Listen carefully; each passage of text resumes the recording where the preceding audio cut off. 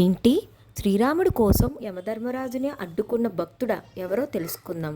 అయోధ్యలో శ్రీరామరాజ్యం శాంతిగా సాగుతుంది. ప్రజలందరూ ఆనందంగా ఉన్నారు. కాలచక్ర ప్రకారం శ్రీరాముని భూలోక అవతారం ముగిసే సమయం వచ్చింది.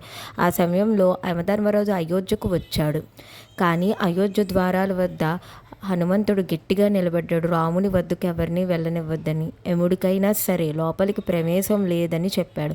శ్రీరాముడు ఇది గ్రహించి హనుమంతుడికి సత్యాన్ని తెలియజేయాలనుకుంటాడు. రాముడు తన ఉంగరాన్ని నేలలో ఉన్న చిల్లు పగుల్లో పడేశాడు. ప్రభు ఆజ్ఞతో హనుమంతుడు ఆ పగుల్లోకి వెళ్ళి ఆ పగులు పాతాళలోకానికి తీసుకెళ్ళింది. పాతాళంలో హనుమంతుడికి అనేక ఉంగరాలు చూశాడు.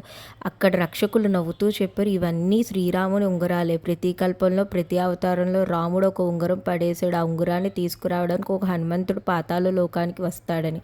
ఆ మాట విన్న వెంటనే హనుమంతుడికి సత్యం అర్థమైంది. కాలాన్ని ఎవరో ఆపలేరు. దేవుడు కాలధర్మాన్ని అనుసరిస్తాడు.